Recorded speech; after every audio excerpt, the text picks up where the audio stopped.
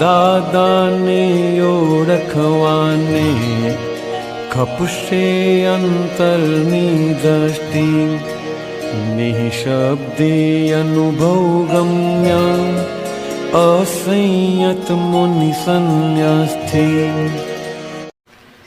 દાદા ભગવાન બોમ્બેમાં હતા. બોમ્બેના મહાત્માઓને કેટલી બધી ઉતાવળ હોય, એમ ટાઈમ ટુ ટાઈમ દોડવાનું હોય, ટ્રેન પકડવાની અને બધું હોય. એમ તે એક મહાત્મા આવ્યા ખેસરીભાઈને ત્યાં વડાલામાં. એટલે દાદા રૂમમાં અને દાઢી કરતા હતા. પેલો મહાત્મા આવે એટલે જુઓ, આમ ડોક્યું કહીને જોયું કે દાદા જવા એવું છે કે નહીં અંદર. તમે જોયું દાદા દાઢી કરે છે, એટલે તો તે પાછો ગયો. દાદાનું તો ધ્યાન ગયું. દાદા કે પેલા અમને બોલાવો કે.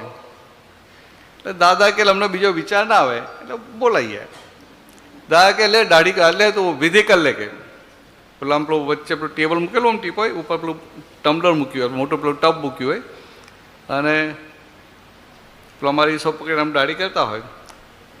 તો પેલો મહાત્મા કે ના દાદા હું બેઠો છું, તમે આ પતાવી દો. ના કે તારે પછી બહુ મોડું થશે ને પછી ટ્રેનમાં ગીર્દી વધી જશે, તું કરી લે ને પેલા કે. દાદા હું પ્રેમથી બોલે ને, એટલા પ્રેમથી બોલે કે પેલા મહાત્માને તો 100% હોય ને કે હમણાં નહીં, હું 5 મિનિટ પછી કરીશ. પણ જે પ્રેમથી કહે ને હજી કશું બોલાય જ નહીં, કરી જ લે. આપણે નવાઈ લાગે કે દાઢી કરતા કરતા પણ એ પોતાનું ના વિચારે.